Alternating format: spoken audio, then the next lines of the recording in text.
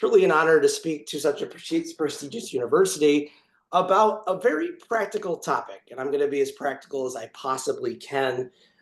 Resumes.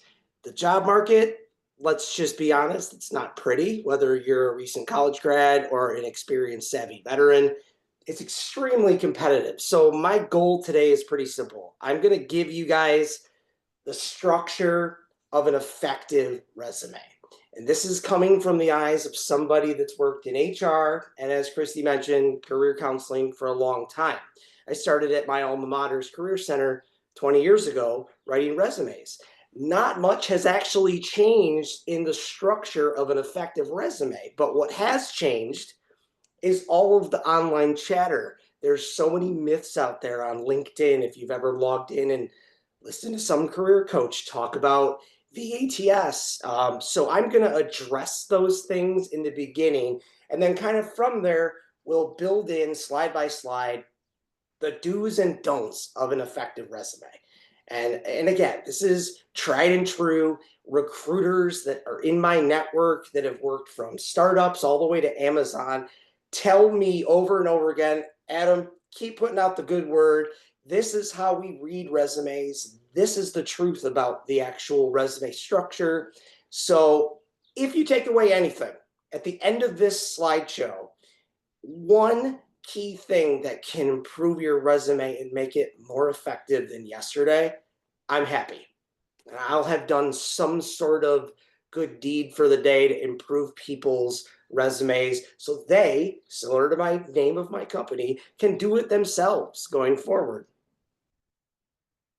Here's what you'll learn. I kind of already hit on this. I'm going to demystify some really popular resume trends that you're probably seeing online or on Instagram ads about the resume structure. I'm going to talk about the function of an applicant tracking system, the ATS. If you've never heard about it, you'll learn something. If you've heard so much about it that you're tired of it, I'm going to tell you the cold hard truth of its function and how recruiters use it. Hey, Then Adam. the anatomy of a Hey, fun. Adam. Yep. Can you go ahead and share your screen? I don't think we have the presentation. I don't know that we're able to follow along with you right now. I Oh, think we had started that earlier. We need to get it back up. Awesome. There we go. If you all can see that, can you just drop in the chat and make sure that everybody is able to access that? Can somebody just double check with us? Perfect. Awesome. Thank you so much. yep. And like I said in the intro, fundamental functional resume format, some content examples so you can walk away with some good tidbits of knowledge.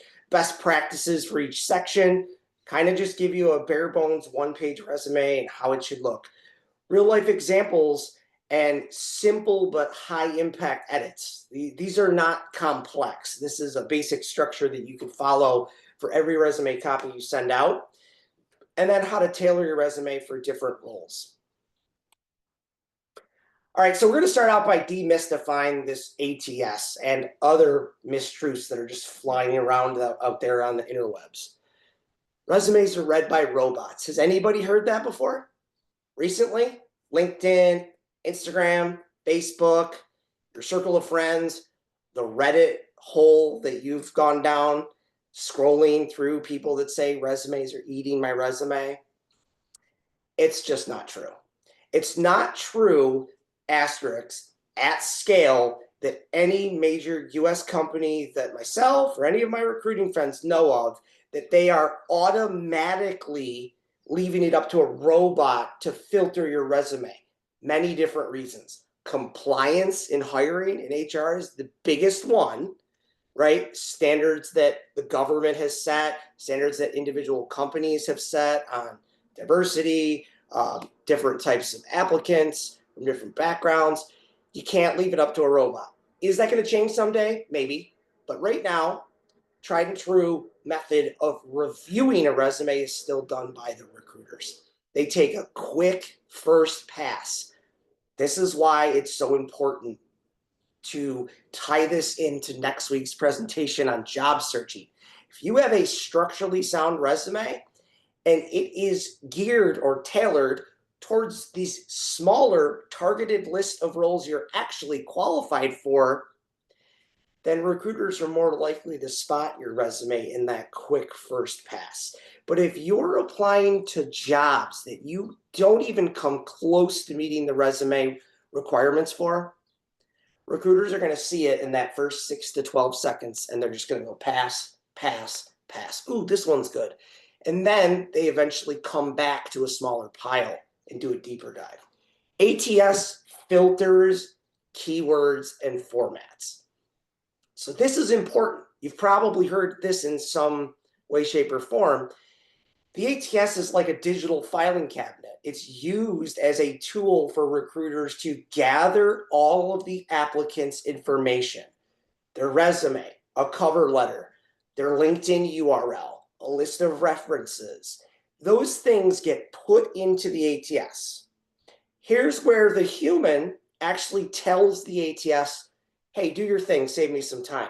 It parses the resume and those other files, and that's nothing more than it basically just trying to extract content and put it into a basic file.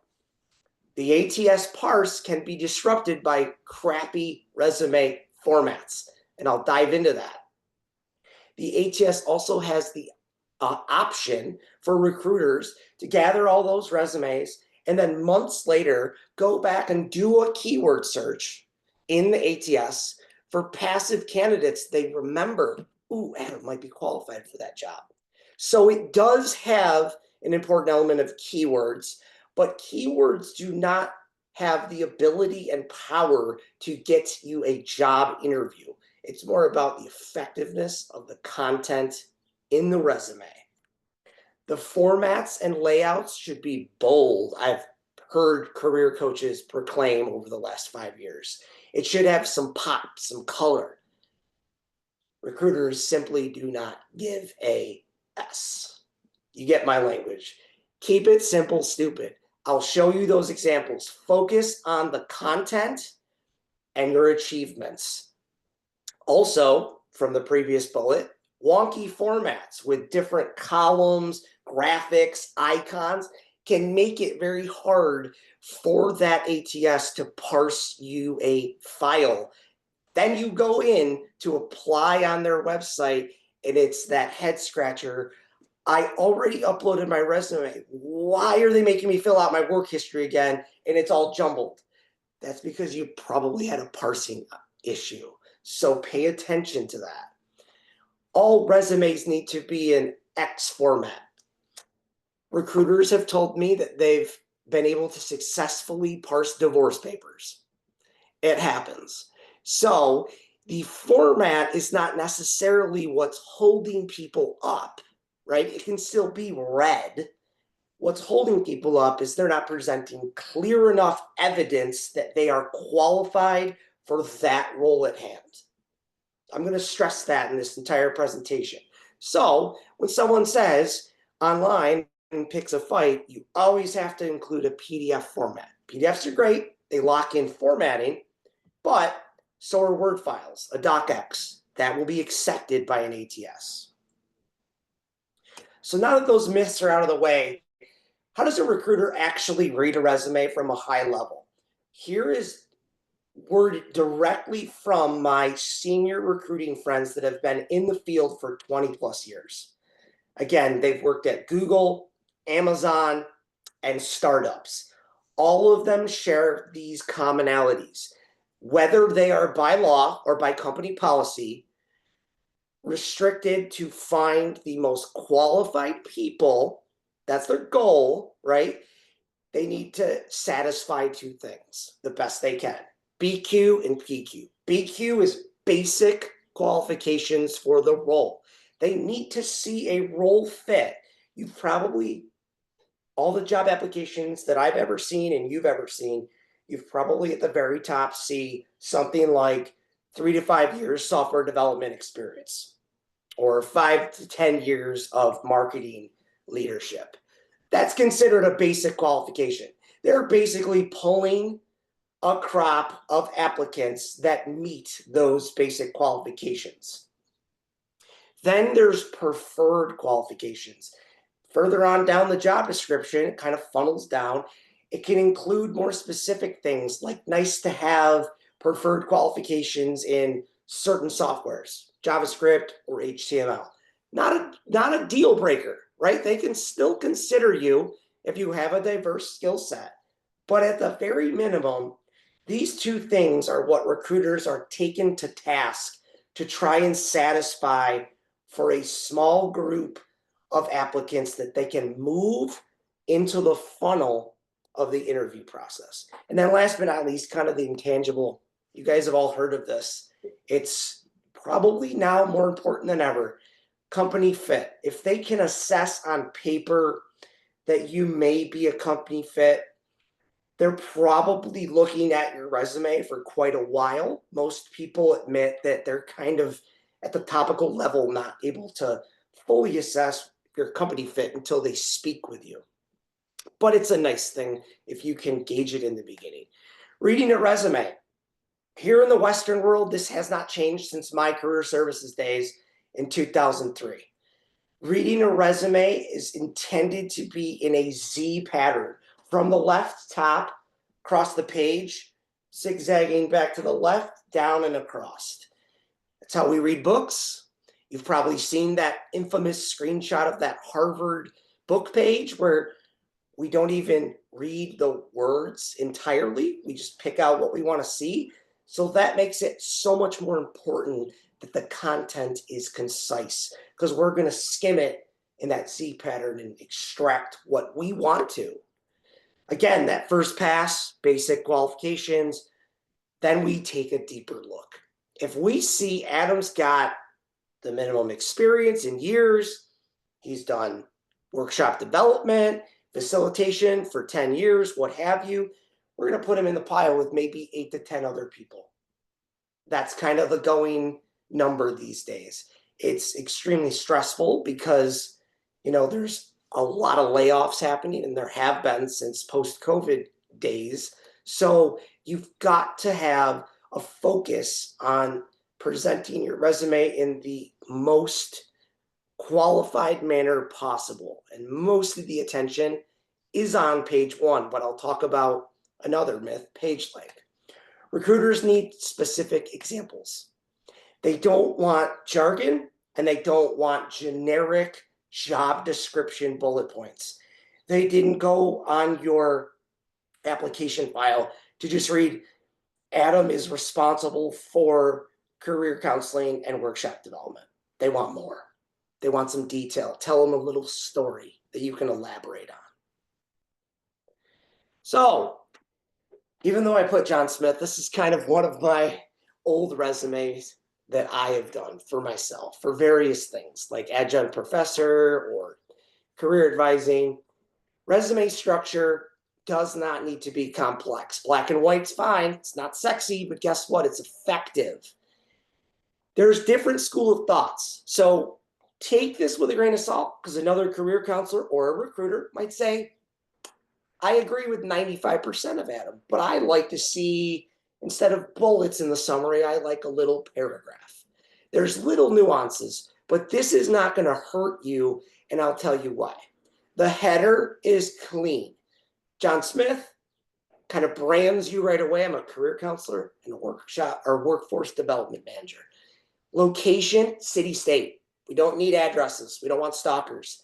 City, state, cell phone number, clean professional email, link to your LinkedIn profile, straight to the URL. Career summary. Don't go down the rabbit hole of making it half the page. Stay high level. State in what industries you've worked in, how many years you've worked in them, maybe a cumulative metric that stands out, like the number of clients you've served, and the specific services that you provide or that you're an expert in. Any team leadership, excellent spot to put that at a high level, that you've led teams across, distributed across X amount of states or countries. And then, one shining accolade, something you're proud of that you've built. Like I built the startup's entire talent platform from scratch. Took almost a year, but it helped the company scale from 45 to 180 people. Then you can elaborate on that if asked in a job interview.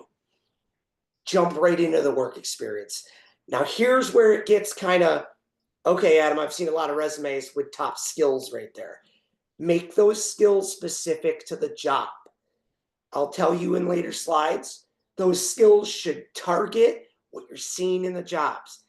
Recruiters will tell me if I'm going to see a list of skills, make it short, make it maybe 3 separate columns so it takes up less space, and make it specific to what we need to see, not things like hard worker, diligent, team leader.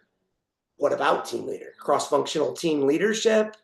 So there's an emphasis there on if you're going to do it, squeeze it in there, make it really small, make it technical if possible, like some top technologies in your field. This again, this is a tried and true method. Top of your resume, the company name, the location, your job title or titles, chronological order, reverse chronological, with the most recent jobs first or present, and then a brief description of the company. 1 to 2 lines. Could be, if you're in a really technical field that's big, like Amazon, could be a division of Amazon that has 500 employees that grosses 50 million in revenue annually and focuses on product X, Y, and Z. Gives the recruiter a lay of the land so they don't need to dig into that company or division.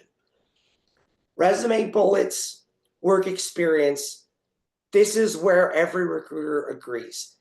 Since our attention span's limited and we look at page 1 to really give the weighted relevance to the jobs you're applying to, the end of the day, it's going to look like an inverted funnel with the most bullets at the top, and they will funnel down. So on a second page, there may not even be bullet points for work that I did 15 years ago, just a simple listing of the company, job title, and dates. Then, of course, your education. Here's the rule. If it's recent grads in the last 2 to 3 years, education, page 1, right towards the top. But if it's beyond 3 to 5 years, and it's hard to believe this, you don't need the focus to be on your education anymore. You can slip in a comma next to John Smith, MBA or MS or PhD, but the full education listing can be on page 2. Certifications, trainings, all of those things, I'm going to go over just basically how to include them. And then any additional sections, volunteer work, projects in the community. Here's a good example of a compelling headline. So this is a client of mine that gave me permission to use this as an example. She has a PhD. She's very accomplished globally. She's an energy research scientist. That's the title she's kind of going for next. And then here's a 1-sentence value proposition. I've seen it go both ways. You can include another potential keyword-rich job title, or you can include on that same line 7 to 10 words that say something that provides a value proposition. If you were to, speak at a conference, you'd say, "Hi, I'm Nora Mansouri, and I build data-driven sustainability programs that support national energy policy." Short, sweet, unique to her skill set. And the resume backs it up. That's kind of the new thing. Headlines weren't really around when I started out. We've kind of taken the LinkedIn approach to the top of a resume for branding. The second line, quick update on how to get in touch with you. No nicknames in your name. Keep it simple. Brief targeted headline, like I just mentioned. Best way to get in touch with you. Not just your LinkedIn URL. If it's applicable to you, a link to a personal website, a portfolio, always good to have at the top of the resume because it's something that a recruiter can click on to see more evidence of your work. Career summary that sells. Again, I touched on this. It doesn't need to be long to be effective. Okay, we're gone are the days where we see resumes with these huge, bulky paragraphs at the top. No one wants to read that. No one has time to read it. So we want to get straight to the point. This is where you can really scrutinize a summary of your experience. And here's where AI can come in to help. Copy and paste your resume. without your contact information, just the body of it. And ask Gemini or ChatGPT to come up with a compelling, brief, 3 to 4 sentence summary targeting job X, again, because we're all about tailoring towards a target, with 10 years of experience in e-commerce and including an achievement like $50 billion in client projects, something you're proud of. And press go, see what it comes up with. Wordsmith it a little, because again, we can't rely just on AI, but look what we've arrived at for that senior project manager. 10 years of experience in e-commerce, track record of leading teams, designing specific things within their niche, digital marketing campaigns, implementing process improvements, and delivering data-driven campaign solutions that supported some metric. And then bonus, if you can, you're not sworn by an NDA, include some big hitters, some well-known startups or brands you've worked with. It doesn't have to be 7 lines to be effective, but it sets the stage for us to dig in and validate that summary in the work experience. And again, last but not least, I'm going to keep emphasizing this. Hardworking, team player, fluff. Get rid of them. We don't need to see them. Again, this is a reiteration, reverse chronological order. Company, location, brief description, if not a household name. If you worked at Apple or Amazon, or Meta, a big company, or even universities, we all know the universities, you don't necessarily need to take up that space with the company description. You can instead jump right into, below the company listing, your job title, a high-level 1-line overview of what you were responsible for driving, and then the meat and potatoes, the specific examples. Okay, this is the formula. A lot of people over the years have said use the STAR method on your resume and in the interview process. I used to use it myself. That was the situation, task, action, result. It kind of gets wordy. You get down a rabbit hole with certain bullet points getting very wordy if you follow that. So I've kind of stripped it down to this, and a lot of recruiters agree. Lead off with a strong leadership action verb. Even if you were an individual contributor, you took ownership in that project at some point, just like we did in our college days. We had a group project where we led some facet. So strong action verb, some process, Y, just as a space holder, and then a result in Z.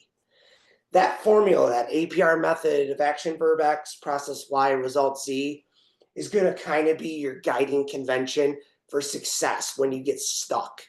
And if you can't satisfy at least 2 of those, it might not be worthy of staying on the resume. I do this all the time with my clients. I work through them and I say, especially with my leadership, if you didn't really have some sort of impact on the company, it's probably best we leave that off and focus on something else. So again, this is recorded. This is for you guys to keep. This is for as a guide to crafting resume bullets. This is of course a high-level C-suite executive, but this is going to apply to even the mid-level career folks. You were responsible for company-wide operations, sales, marketing that supported specific parts of the company, and you achieved X percentage year-over-year growth since 2018. Recruiters love that. It's short, it's sweet, it's to the point, but most of all, it shows your personal impact on the company, and it gets you away from the AI lazy copy and paste a resume and ask Google to just spit it out. It's going to spit out generic, fluffy content. You've got to be the human that takes control of those bullets, uses AI as a brainstorm, and then puts your spin on it so your stamp's left behind. Certifications, professional development, volunteer work, all things, if you remember way back in our high school days, all things your guidance counselor said will help you stand out, Adam. You were the captain of the soccer team and the yearbook president. Goofy guy, I had hair back then. Those things helped me stand out because I wasn't a 95 student. I think my average in high school was 89. And I got into a great state school, and the rest is history. Just like your resume, if we need to see Adam next to Susie and they look very similar on paper, what are the intangibles that we may be able to extract that can set Adam apart from Susie? He's got specific, relevant, recent industry certifications that we've either listed in our job description or we know are a common part of the industry. Examples could be PMP, project management, Google Analytics. If you're in HR, like I am, like the SHRM certification, those things help you stand out. Include them as long as they are recent. By recent, I really mean still applicable to the industry within the last 5 years. I had a client recently, 15 years ago was his last certification, and it was no longer relevant to the industry. Leave it off. You want to include it just like the job descriptions above. Basic, issuing organization, completion date. You can go month, year, or just year, and then expiration date if applicable. Medical fields have things like expiration dates. Online learning counts. I don't know about you, but during COVID and beyond, lots of people were like, wait a minute, either my company provides free libraries of online learning, or I can pay for the LinkedIn Learning subscription. All of those things matter. So include ones on your resume that, again, are recent and relevant to the roles you're applying to. It doesn't have to be an exhaustive list on your resume. There's space for that on your LinkedIn profile. And then, again, omit expired certifications that just are not going to be relevant anymore. All right, tailoring your resume. Here's the part where I've seen a lot of back and forth online, especially LinkedIn and Reddit, where like a career coach will put a post up and it'll go viral. They'll say things like, you don't need to be going nuts tailoring your resume to 150 different jobs. You need to use this AI application that takes your resume, processes it, and finds on the web all the jobs you're applied for or you're applicable to your experience, and it applies for you. Yes, those things are becoming more common, but their success rate is honestly, and again, I'm friends with dozens of recruiters. They keep stats of how they find talent. They can see the pathway for how they came in. The best way is through their particular career site, the web page they control. LinkedIn Jobs is probably the most popular. It's really leapfrogged things like Monster and Indeed over the years, but those are not a one-size-fits-all. You should not be racking your brain, going crazy every day, 8 hours a day, trying to find some hidden loophole, some AI secret that's going to all of a sudden pop up an inbox just full of recruiting invitations. What you should do is use that job description for a very small niche as a checklist. Put it next to your resume. It's going to guide you with the help of something like ChatGPT and Gemini. I've done it. It's effective if your prompts are detailed and you want to say things like, look at the keywords on this job description and cross-pollinate, or whatever the word is, and cross-reference to my resume, and send me a simple list of where I need to bolster my resume. You can play around with the prompts, but as specific as you get, you will be shocked at how quickly it spits out. Sure, Adam, you need more project management experience, particularly in digital marketing. Like, it is mind-blowing how it can help you start the tailoring process without spending a ton of time on it. Where you again want to separate yourself is that AI tool gave you a starting point, put your spin on it. What particular project did you do? What process or marketing technology do you use? And some sort of result. So here's how we do that really is when I see somebody say, okay, Adam, so give me a good example of like how you've done it. I have two different resumes, one for stuff like this, teaching, um, academia related. Then I have a corporate HR one. The language and the prioritization of those sections and structures have just been slightly modified. Why? Because the recruiters, again, at first glance, are only going to take 6 to 13 seconds to be like, okay, where's Adam's higher ed experience? Boom, right in the beginning, it's going to say in like the second or first bullet point, over 9 years of experience facilitating higher education classrooms and seminars. So you're not rewriting the resume. You already have that in page 1 or 2. It's just copy and paste it in a different location. Give our eyes what we want to see quicker. So you're going to spend time, again, if you worked with someone like me or another career coach or a resume writer or your career center on campus, you're going to spend time making a master resume. That's going to be your crown jewel.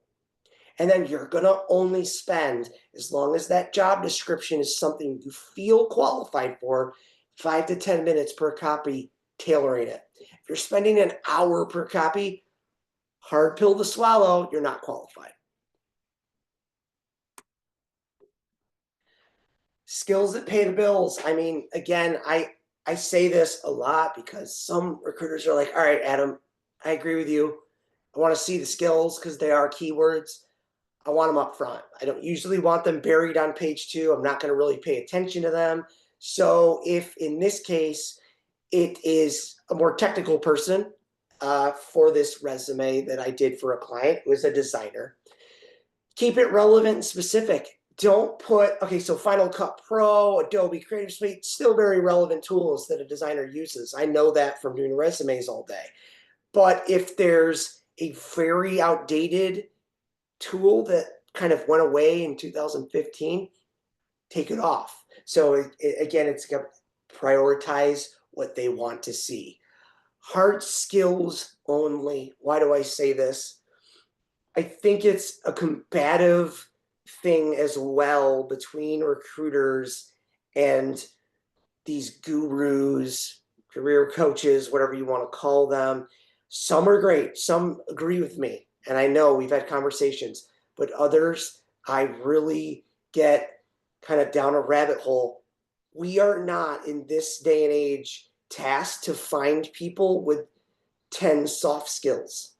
We're tasked by the VPs of HR or the head of HR to find the most qualified people for the roles to help us solve problems. And if it's a bunch of soft skills that they list at the top of their resume, it's just not going to impress the recruiters.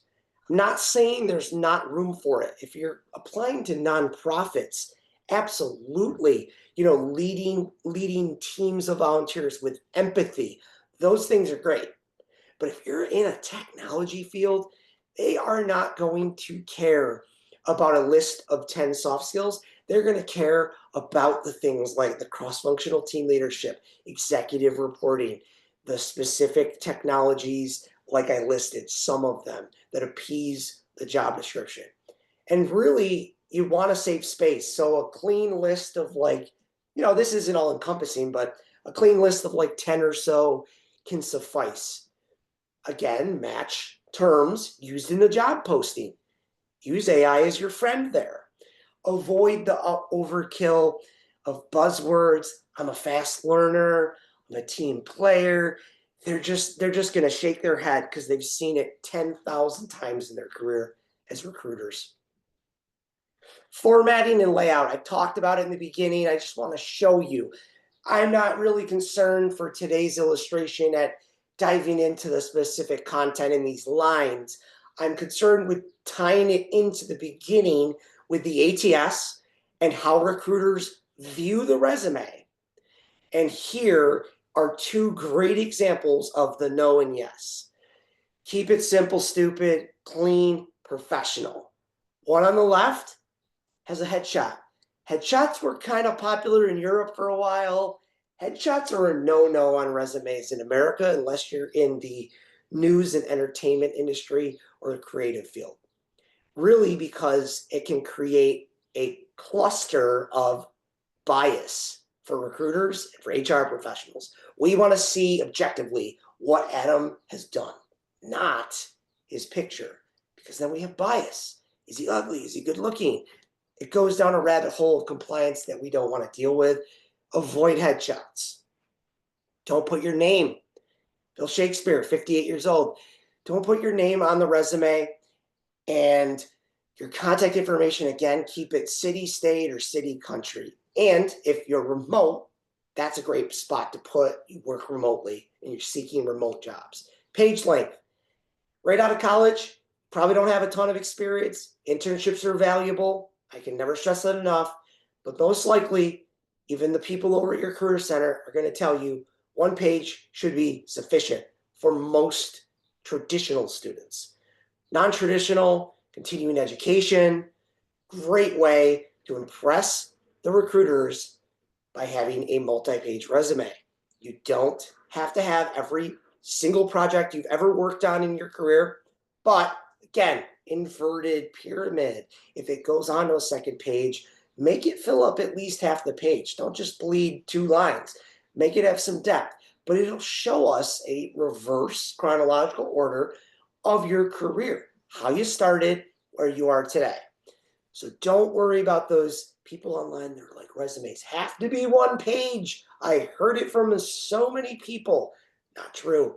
It's going to be as long as it needs to be to show that you are qualified.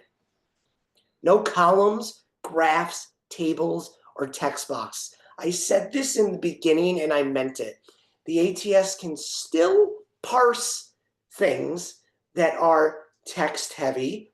Divorce papers is one of the funnier ones, but it will increase the chances that you confuse that parsing process with those images, the icons, the headshot, the little iconography that's on popular design sites like Canva and Adobe that show like a pencil icon.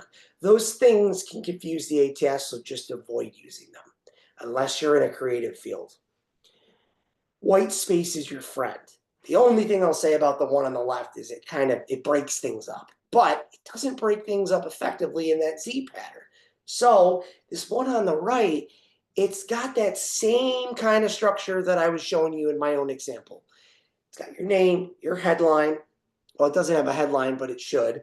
It has your contact information, a brief summary, jumps right into work experience, goes education, certifications, and if there's space, skills. Clean, horizontal layout. So the one on the left is called the dual column resume, and they are all over the templates on sites like Canva right now. Recruiters hate them. I'll admit I tried using them in the past.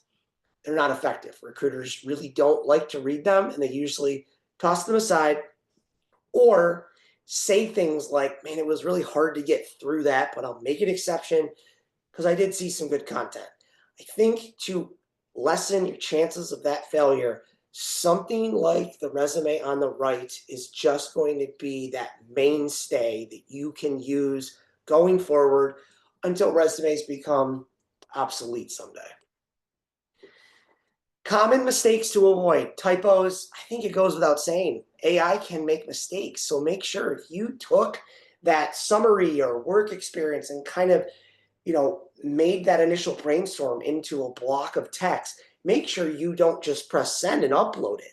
Reread it a couple times for typos, grammar, poor formatting, spacing that's not the same, it's not equidistant. Objective statements are a thing of the past. Why? A lot of companies still require cover letters. More doing away with them. but there's fields on a lot of job applications that say things like, why would you want to work here? What about our culture? Whatever. That basically replaces objective statements. They know the job you're applying for. So they want to see in that top part a summary, listing every job you've ever had. Academia is a funny one. Anyone that's worked either at Loyola or any other college, uh, professors that have done research have to have academic CVs. My biggest in 20 years happened last year. Someone at a medical center here in the Northeast had a 96-page CV. 96. Had every presentation in a 30-year career, back to the 80s.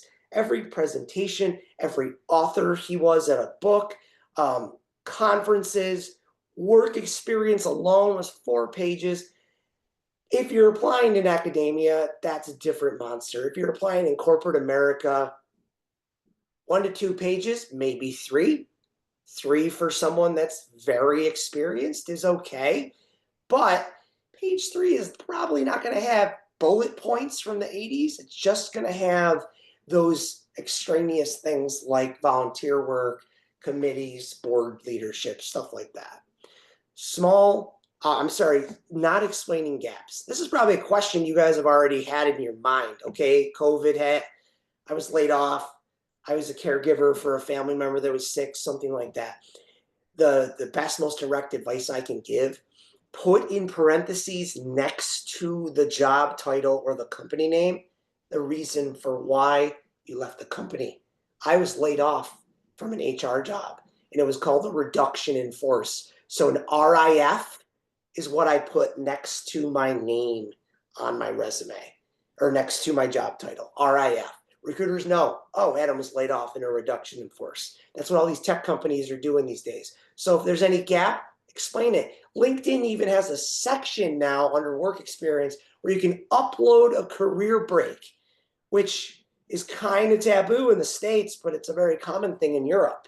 So use those tools to your advantage to be transparent and honest so recruiters can see, oh man, Adam was laid off. That sucks. He was laid off for a year. Still has skills, still has value. So don't believe everybody that says, a year off work is going to kill your career. Sometimes it just happens. Small font. Don't make it less than 10. I'm kind of in the school of 10 to 10.5. And single space, if you can get used to doing it in 1.15 or 1.25, it makes it breathe a little better. Kind of like skimming a book. It's easier when the words are bigger, and it's not a Stephen King novel with an 8-point font. So make sure it breathes. I've reiterated this, corporate jargon, acronyms that we don't all understand. Sure, the PMP one's a popular one, project management professional. I understand that. Recruiters do. You all do. But there are industry-specific acronyms that if you're doing a career change and there's a bunch of NASA internal acronyms on there, recruiter's going to go, I don't know what the heck that meant. So you want to keep it as simple as possible. And then adding references to the end of your resume, that's a thing of the past. Usually they have either a pre-filled space at the end where they ask you to populate 3 references that you can vouch for you on your behalf, or they'll ask you to attach a separate file. So keep it separate. 2 more really bad examples of mistakes for formatting. Look at that one on the left. Resume bullets that are not only pushed in to the center, but hugging the words. And so much of that text is dense and not spaced properly that our mind just says, I don't want to read through this. It's just confusing. It's not written for the Western world. So things are kind of reversed too. You want that bolded job title to be the first thing on the left with the company name on the left. And then the dates in the city can be right justified. Because again, we've got that Z pattern going all the way down and across. So don't do what this person did in this terrible example on the left. Make everything left justified, and the dates in the city can be right justified. Nice flow to it. Another crazy bad example. I love kids. I have an 8-month-old baby, but the baby picture doesn't belong on the resume. Neither does these icons up here on the top right. Those are things that can confuse the ATS. Doesn't really have a specific summary. Dual columns, again, big no-no. Skills, those are some specific skills like SEO and Google Analytics, but listing your skills out like that and these clunky, our mind goes right to those. We're like, ooh. So we want to make sure the mind goes straight to the content, because the content is what's going to impress them that you're qualified. All right, key takeaways here. Again, this was a high-level overview of structure, best practices. But if there's one thing that you should know, if you follow me after this on LinkedIn, I gang up on the bad players in my industry. Career coaches that have never written a resume or never worked a day in HR are the loudest ones in the room that say the robots are deciding that your resume is good or bad. It's not true. People are still deciding by and large. Structure and clarity matter. Again, it does not have to have every project you've ever worked on, but make it your highlight reel of the best ones. And in that funnel that looks like an inverted pyramid. Recent relevant results. That's probably the hardest thing for someone that hasn't the experience I do rewriting resumes over and over and over again. It's just something that's systematic now in my brain, that if I see someone presenting a very generic resume, I ask them a ton of questions in usually a Google Doc. I dig in the first draft and the second draft, and if need be a third. I say, come on, Susie, we need more results. We need specific marketing technology you worked on, and we need the impact of the team you led. Revenue growth, product growth, what have you. Tailor for every job. Don't just leave that main resume to your AI startup friends that are guaranteeing you success in 60 days or your money back guarantee. They're full of you know what.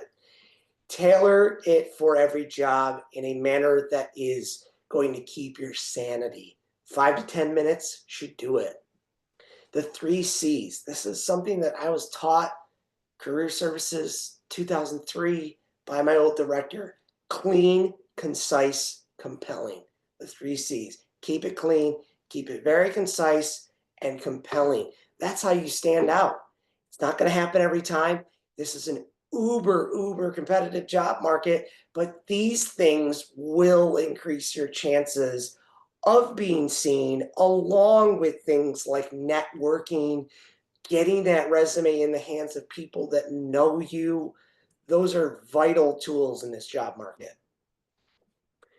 Final encouragement, even for me, a really interesting job came up recently. I know somebody at the company, so I shot them a copy of my resume. I was staying up late one night. Oh my God, like take my own advice, like swallow that medicine.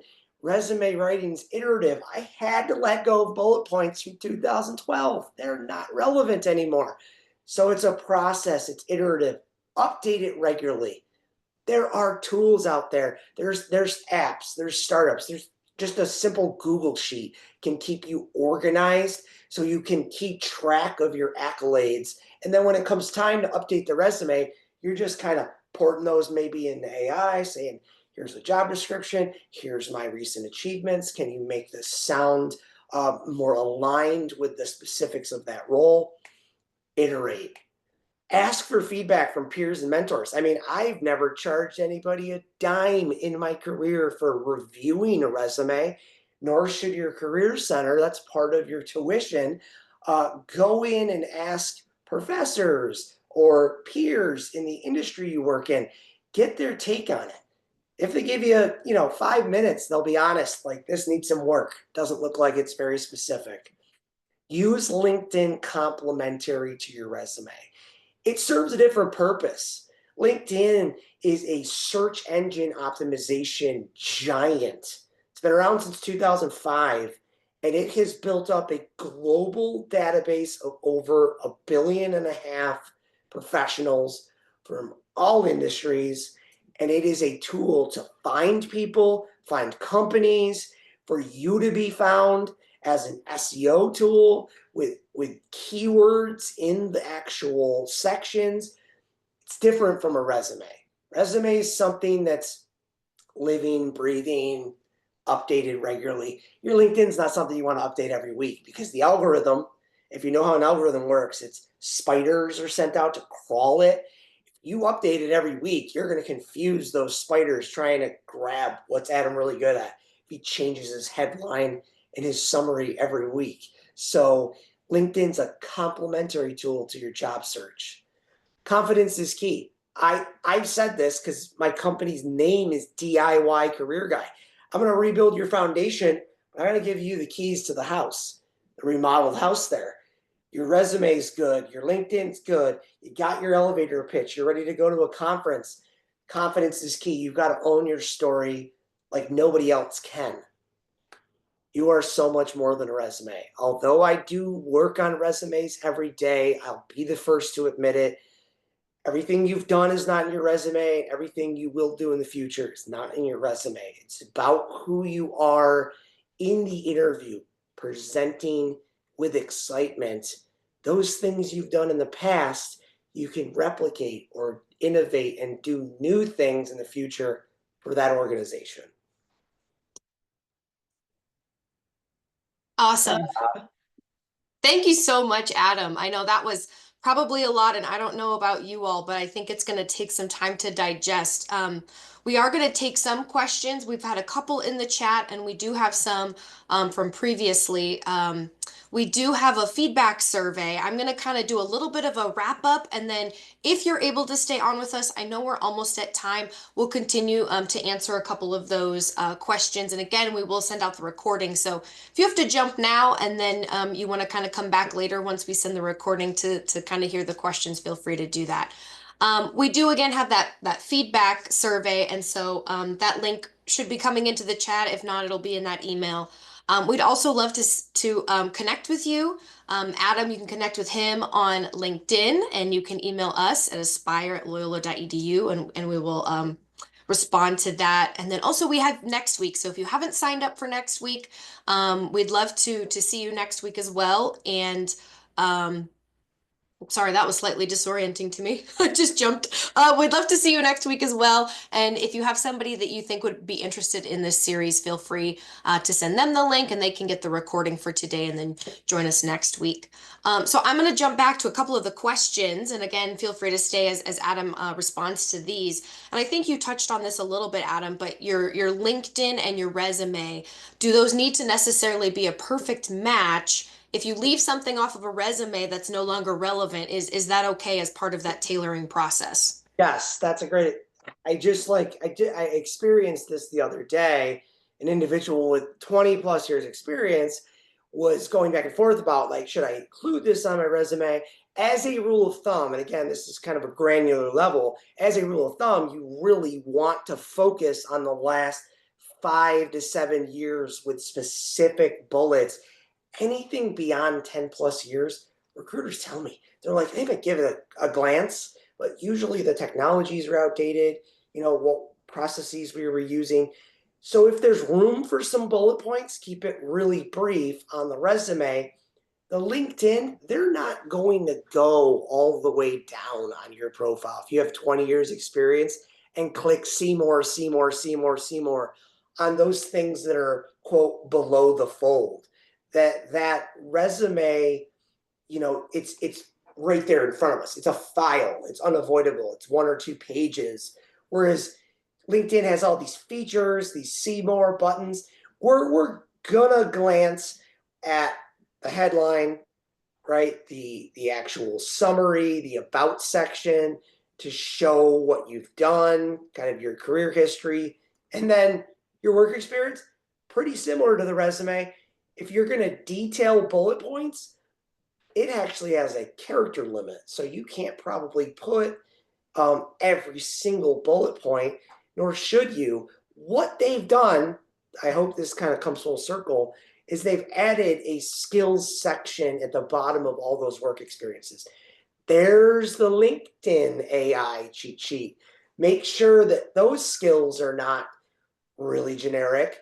And those are the skills, again, using ChatGPT or Gemini, that you can cross-reference are needed on a job description like that. And only obviously populate those skills underneath work experiences if you have that experience. Mm-hmm.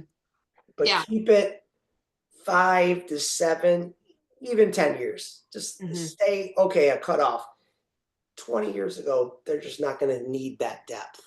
Mm-hmm. Yeah. Thank you. Um, how would you, and I know you mentioned in that skills section, really focus on those hard skills. How do you show soft skills like leadership experiences, particularly if people are transitioning from, a federal government job? How do you make sure that you somehow work those kinds of experiences in still? Yeah. So on the resume, and we're not talking about the LinkedIn anymore, the Yeah. resume, I stress this in the presentation that even individual contributors have leadership experience, leadership on projects, committees, what have you. So it's important to kind of bog through all the muck of like the day-to-day operational processes that you were in charge of if you weren't a leader by paper or title, and start those bullet points with leadership style action verbs. Mm, Like led or managed a project with a small team of marketing managers that did X, Y, and Z. So mm, you still have the ability to impress upon them that you are a leader, just might not be by pay grade or title. mm-hmm. Yeah, so those And soft skills, you're saying work more into the actual yeah, bullets themselves. yeah, prioritize the bullet points to have a focus where it's needed Mm-hmm. on those soft skills, Mm-hmm. but don't overemphasize them. There's a lot of people that just shove so many soft skills in the resume that it's not specific enough or technical enough to the job. Mm-hmm. Yeah. We did have a question submitted earlier about do you have to include accommodations that you need or any kind of disability restriction on your resume? No, not in America. Here in America, that's a great question. Actually, no one's ever asked that before. Those things, as you've all probably applied to jobs, those things, if the company has to include those for compliance, are within the application process through their website. That portal that you go into would say things like, "This is voluntary. You can definitely opt out of it, but for HR, compliance, hiring purposes, all those initiatives, they will ask on there. You should never have to put that right on your resume." Hmm. Yeah. This is a little bit relevant to maybe the first question, but if a job is no longer relevant or a specific experience that you had, how do you maybe leave that off without having a career gap then? So how do you kind of balance that relevance versus does it show some kind of career gap? Yeah, that's a great question, Christy, because it's happened so much recently in the last 5 plus years with COVID and people kind of switching direction and whatnot, or starting their own side hustle, but then, oh, it turned into a job. I'm a consultant now. Make sure the resume has some sort of flow to it. Like if it's skipping around and we can't kind of cohesively read again through it, career breaks or gaps are okay and way more common these days, but explain yourself a little. Like if you're not going to list any bullet points because there was probably achievements you're proud of, if it's not relevant anymore, I would like to know as a recruiter just why. Like it's okay, but just tell us why. Um, I've seen people with like big gaps, 4 or 5 years, that I'm say, what have you done in the interim? Oh, I had a side business. I was a real estate investor. I owned an Airbnb. I had to tell this guy, okay, so you were working, you were doing part-time work, operations, what was your target? So if we can kind of meld that in, we will eliminate that gap or at least reduce that gap. Um, it just comes down to circumstances. You particularly were a caregiver or something like that. Recruiters are empathetic towards that. Put that during COVID, I took 18 months off to be a caregiver. Right Mhm. on your resume. You don't need to put this on cover letters because again, a lot of companies are phasing those out. So it's a great spot, not a paragraph. Just put, you know, career break caregiver. Mhm. Yeah, that's helpful. I think maybe we'll look at one more. Oh, we have a question that just came in, so we will prioritize this one.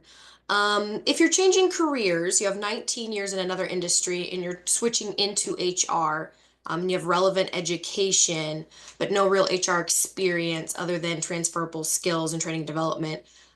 What might be the priority there for the resume setup? And I think Yeah, maybe, Adam, you can see that question in the chat. yeah, I can. And Samantha, you really want to do what I said on those tailoring slides, like give them what they want to see in the beginning. You can put right there the SHRM CP next month. You could put pending May 2025 completion. Um, Speak to anything transferable and applicable to the roles that you may. I mean, HR is such a broad field. What parts of HR could we kind of extract from past experience, put them into a summary or a bulleted summary like my resume, where we kind of give them a little bit more relevant recent stuff. Uh, I wouldn't be stressed over changing careers. A lot of people are doing it because they see the pressure with AI, squeezing humans out of certain industries. So yesterday is the best time to change your career. And today's the second. If you're going to do it, you're going to have a plan to execute, prioritize on page one what is most relevant to the change, get a couple highlights in there in the summary, get the certification, put the headline, aspiring HR leader or a specific skill set within HR, benefits, compliance, whatever. Mhm. Awesome. Well, thank you so much, Adam. We appreciate all of the golden nuggets that you've given us today, and I'm sure we'll all take those and continue to kind of chew on those as we're updating our resumes. Again, if you didn't see the link in the chat for that evaluation, we would love to get some feedback, and we'd love to see you next week. So thank you all for being here, and I hope you have a great week, and hopefully we'll see you next Tuesday. Thank you. Bye. Thank you.